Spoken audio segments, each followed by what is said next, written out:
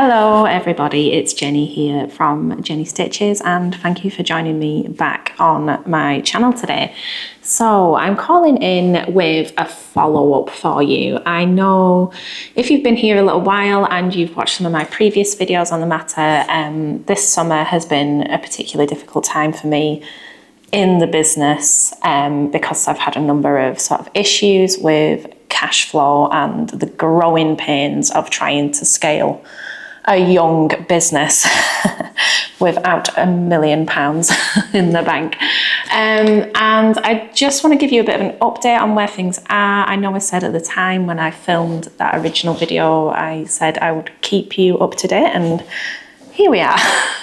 So I've got a cup of tea, you grab yourself a cup of tea and let's chat about it. So it is now the middle of October, exactly in the middle. It's the 15th today. I absolutely cannot stand the 15th of the month because that's the day that the business rates leave my bank account, and it's something that I try not to dwell on too much because my business rates have gone over double in the last 12 months, which is just so frustrating, but it's one of those things that we just can't fight. Anyway, so yes, middle of October, I think I recorded the original video sort of expressing how frustrated and tired I was with everything back in July. So I'm pleased to say that things are, I would say, steady now. I think I have managed to stabilize the ship, if you will. I've had a few people sort of call into the shop and be very kind and kind of express concern, and which is lovely, but quite a few people have gone, oh, is everything okay now? These things don't sort of resolve themselves overnight. It takes time. And I have probably got a good couple of years ahead of me of sort of really grinding through getting the business to where it needs to be. But I am confident that I can do it. I've got lots of spreadsheets. And yeah, I've got a bit of a plan, which is nice. It takes a lot of thinking and a lot of planning, but I think we're going to get there. Obviously need to work out some of the finer details of that plan, but at the moment we are steady. Things are going kind of okay. What I can't afford to do is to sort of take my eye off the ball and let anything sort of drop, if you will. So that means at the moment the way that I am working is very, very prudent. I'm having to be very careful and watch every single penny, which I'll go into with you in a moment. But what I really wanted to say before I get stuck into any of the detail of it all is just a massive thank you once again for all of your support, whether it's moral support, whether you've been in and bought something, whether you've engaged with our pre-orders, whether you've even just engaged with this video. That's huge. For somebody who is not naturally very confident and struggles a lot with the sort of imposter syndrome, it's really nice because I've allowed, I guess, the voices in my head to tell me that this isn't going to work sometimes, and I've really had a lot of self-doubt in the last 12 months or so. So to really get that feedback from such a wonderful community it's everything. So let me bring you up to speed on where we are at. Last time we talked, after I came back from the holidays, I sort of said to you how after I had taken time to reflect, I had a bit of a sort of four-pronged plan of attack for how I was going to turn things around. And I'm pleased to say that I'm sort of taking action on all four of those items. And some are a little bit further on than others. So the four things I was going to do were to increase my prices, to move some stock to a pre-order basis to sort of move the cash flow impact forwards. And number 3 was, I think my mind's just gone blank. Number 3 was some sort of crowdfunder, which had been suggested. And number 4 was a kind of VIP community subscription. So let's start at the top. Pre-orders. So if you're a regular customer, if you watch these videos regularly, excuse me, just gonna have some tea. You will be well aware that we have run some pre-orders for stock recently. So we started back in September by popping 4.5 whale jumbo cord on pre-order. And then since then, that's been really successful. We've done it for organic soft sweat, and we've done it for some beautiful prints. And at the moment, we're running a pre-order for boucle and for rib knits. So what has worked with pre-orders? I would say that pre-orders have been hugely successful. For me, they've been really good that they've enabled me to sort of really gauge what to get. So, for example, with the jumbo cord, if I'd picked a range of 12 colours and I ordered a bolt each of those, there would always be 1 or 2 that sold so much better than the rest. And I wouldn't be able to go back and just buy 1 bolt of the missing colour.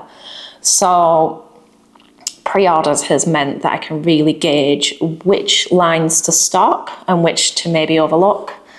And so that's like super helpful. And it also works really, really well because it means that you're not disappointed when something's selling out super fast.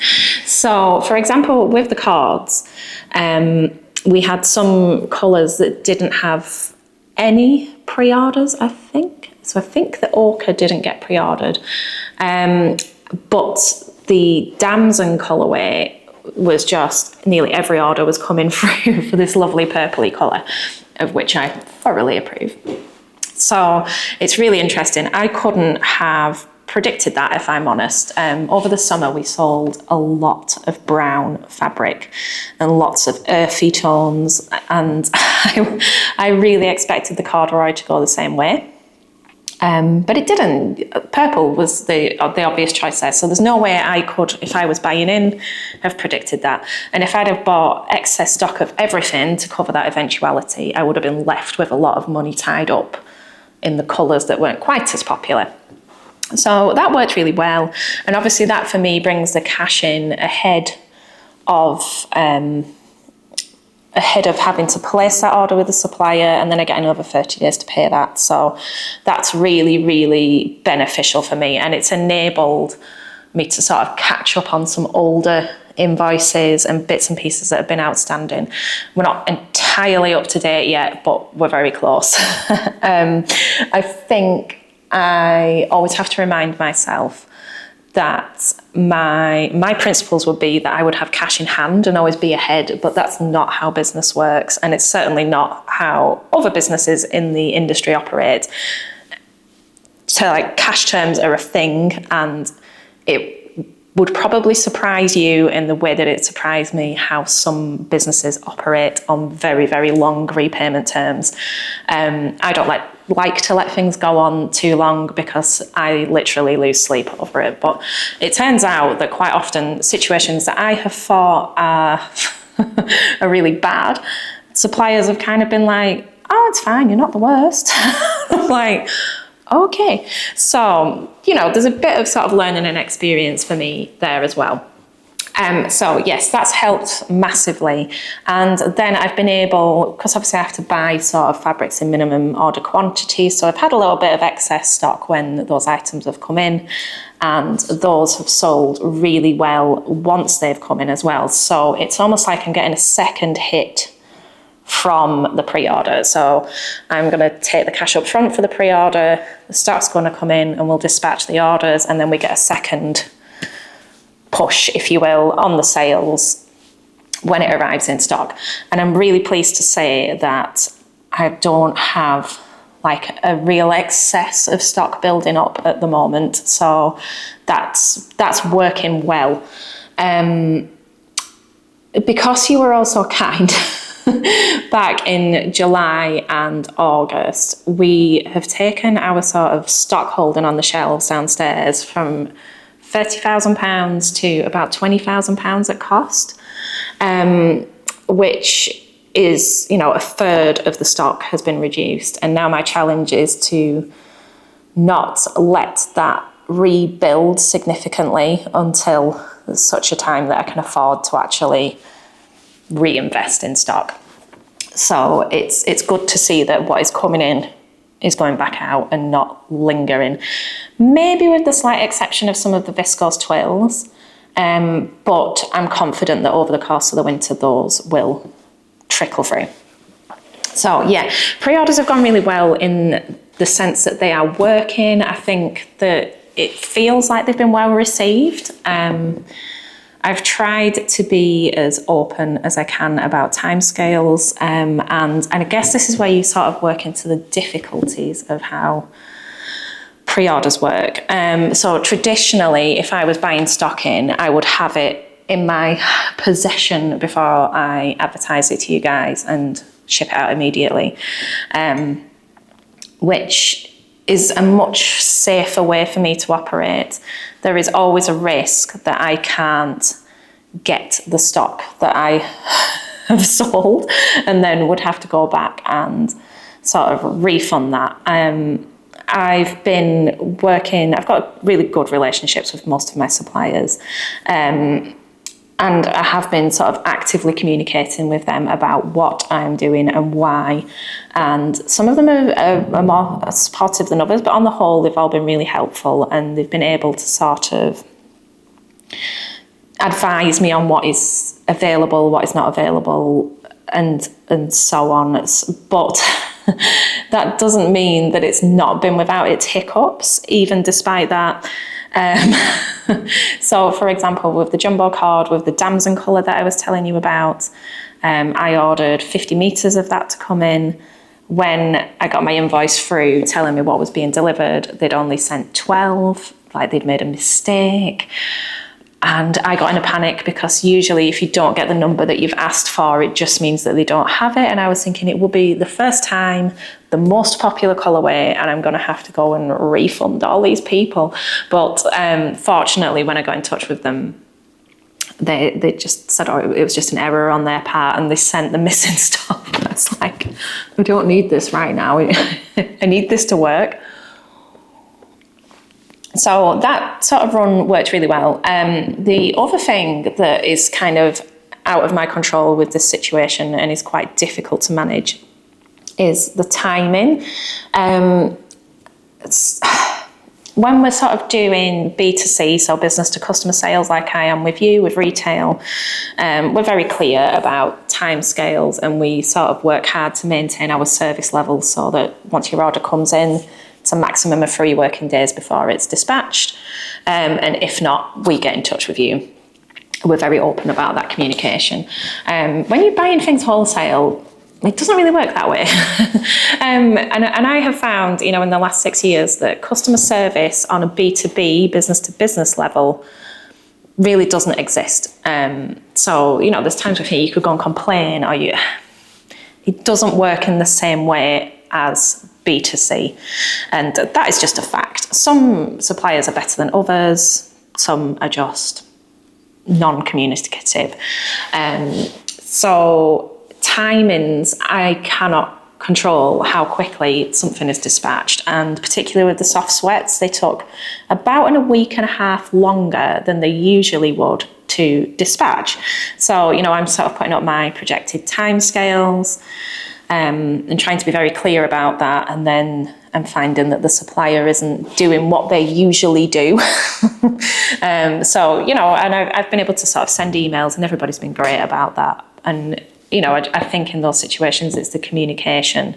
That doesn't mean that we've got it all perfectly correct. We have had the odd 1 or 2 instances where we've not quite handled it correctly, but it's all learning at this stage for us to sort of go back and really refine what we're doing.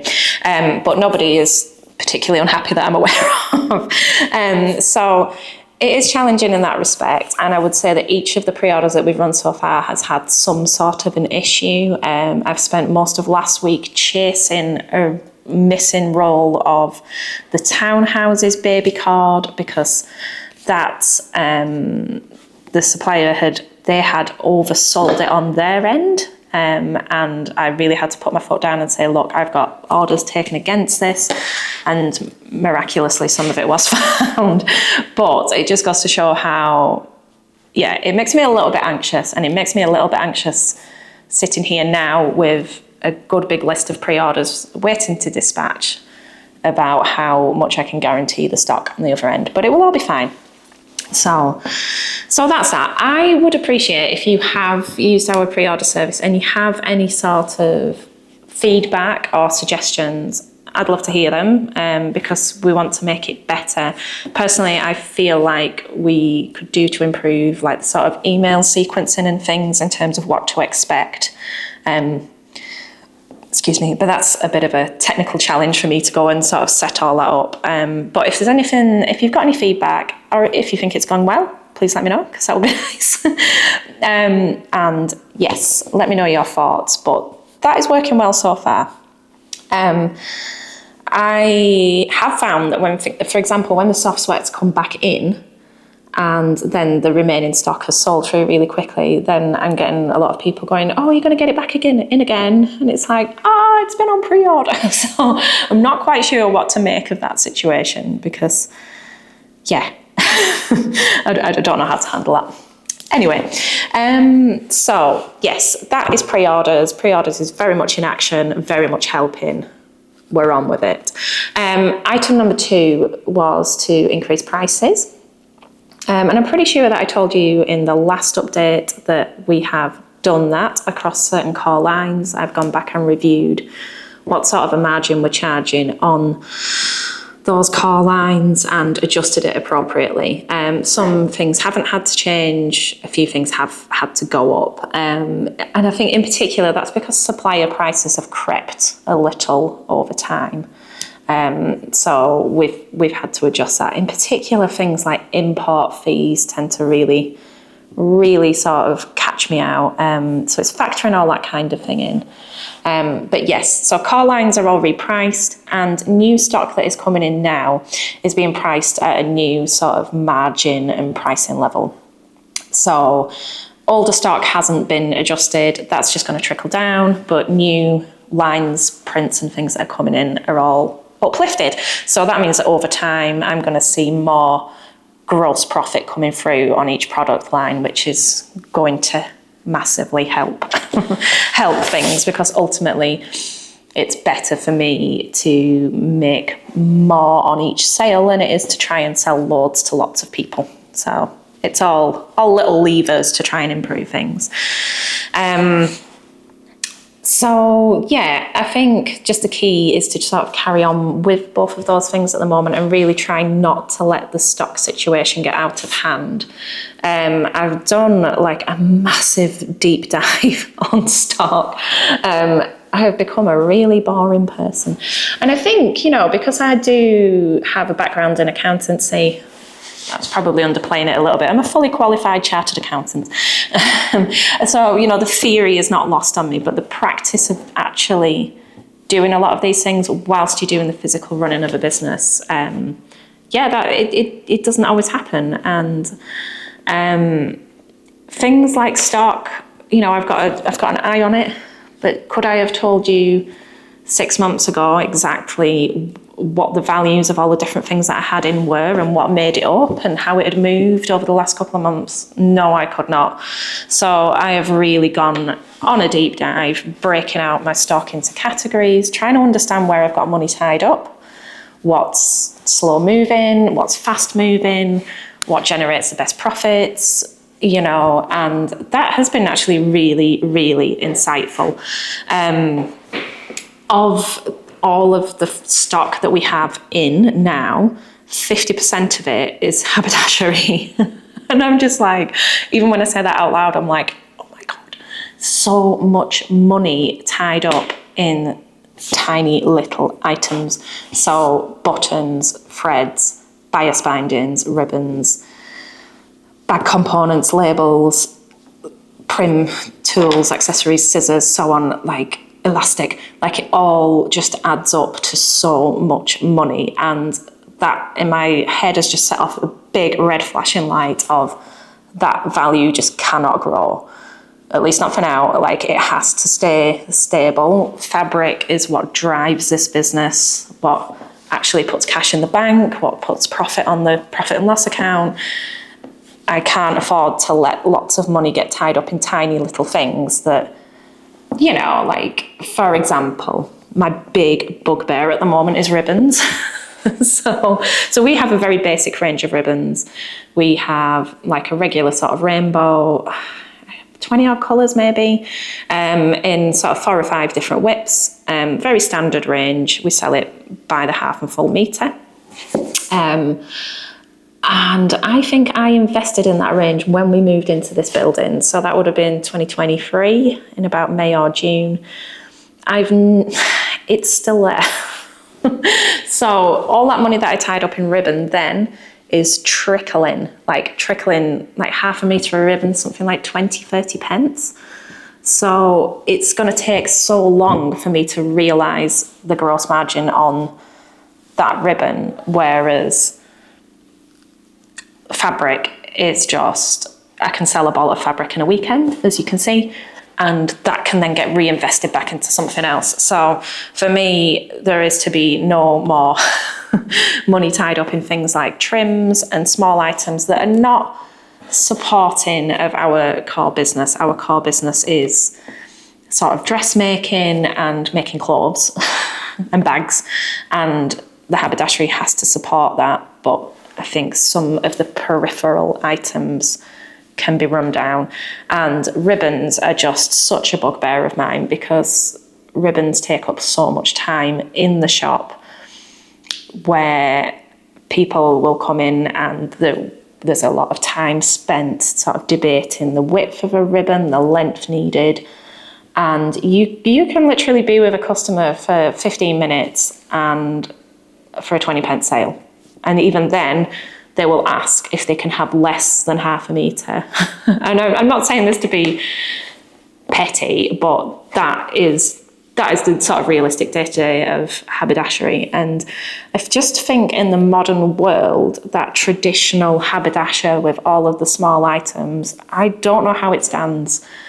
And it's probably why we are seeing so many traditional haberdashery businesses disappear from our high streets, because it's just not a viable model in my mind. So anyway, I could talk about that all day.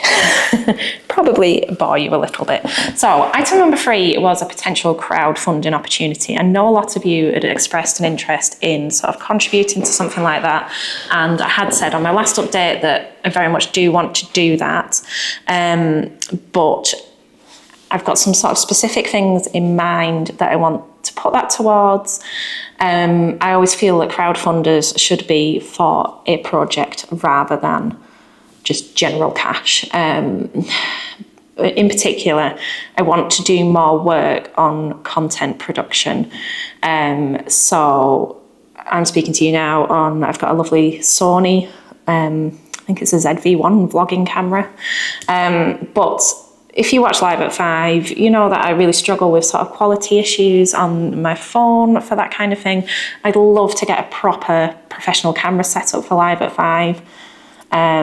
I'd also love to use a camera in a more professional sort of dedicated area for filming sew-along type videos and YouTube content, so we can really lean more into that angle. So I think there will be something coming around that, probably towards the new year. But yeah, it'll come. And finally, the last thing was our VIP community subscription. So this is one that I'm very pleased to let you know will be coming in a couple of weeks' time. I've spent a good amount of time on this, sort of refining what I want to include in that, how it should be priced, and yeah, and the name, because we've discussed this last time, didn't we? And a lot of you were saying about purple people, and I was like, no, I can't have that because of the purple people eaters. And I actually, in the end, settled on calling it Café Stitches because I felt it was very linked to, obviously I always have my tea, my coffee. I just felt that it felt like the kind of place you would go to hang out with like-minded sort of stitchy friends. So a virtual sewing cafe where you can literally put the kettle on, chat and have a catch up with people. And I really liked that idea. So that's what it's going to be called. There will be 3 tiers of membership. So there's going to be bobbins, which will be our lowest one. There will be silver spools. And our sort of most VIP supporters will be golden thimbles. And that took me ages to come up with naming as well. So the content of that, I have been going backwards and forwards with my business coach who I work with, and we've really been sort of putting a lot of thought into that. And I haven't wanted to rush it because I want to make sure it's the right thing. So what I'm going to do is pop a link in the description for this video where you can sign up to be sort of the first to notified when that goes live. But yes, November is the month that that's going to happen, and I'm very excited to see you in there. I think that's going to create a whole new way that we can engage within our little community. I know there's a lot of you that sort of talk within the comments sections and in real life, and like I know so many of you on an individual basis, and I know like you would be great friends with you and you share like, so getting everybody together in that sense, and you know, we're all sort of brought in by that shared joy and yeah, that shared love of sewing and things. I think that's going to be wonderful. So watch this space for Café Stitches, that's coming soon. And yeah, that's about where we're at. So the ship is steady. At the moment, I'm still in the same position where I don't have the cash to really go after expansion, but I've got my kind of tools and plans in place to hopefully try and make that happen over the coming months, but it's not happening overnight. Sitting here now, October is a good time for us. October and November, well, September through to November are traditionally a pretty good period for us. Once it goes a bit darker and everybody's sort of finished with the holidays and things, business tends to do quite well. What we tend to see is that in December, kind of halfway through December, everything just dies a death, which is one of the reasons why we hold an annual sale in December. But then January and February can be very challenging for us. So what I need and what my challenge is to think of a strategy to kind of overcome that slump after Christmas, if you will, to keep things ticking. So if you have any ideas, I was thinking maybe some sort of a challenge or something that we could all get involved in. I'd love to hear your thoughts. It's circulating around my brain at the moment because I'm trying to look ahead to Q1 of next year. And yeah, that's the bit that I'm concerned about. So I think that about covers it. I can't half waffle on when I get started. If you've got any questions, please do let me know. I will try my best to get back to you as soon as I can. I'm not amazing at replying to comments on here, but I will always get there in the end. But yeah, thank you again for all of your support. I hope you found this in some way interesting to kind of understand where things are. I don't want to be that person who films one dramatic video and then just goes business as usual and carries on. I very much want you on the journey with me. And yeah, I'll leave it there. It's 12:10 and I need to go and open the shop in 20 minutes time. I've got a sore throat. If you think I look tired, it's because I'm a little bit under the weather, so don't worry about that. But thank you very much again for all of your support, and I will be back soon with another update. But yes, in the meantime, keep an eye out for the launch of Café Stitches, and I will see you inside. Take care, happy sewing, and bye-bye.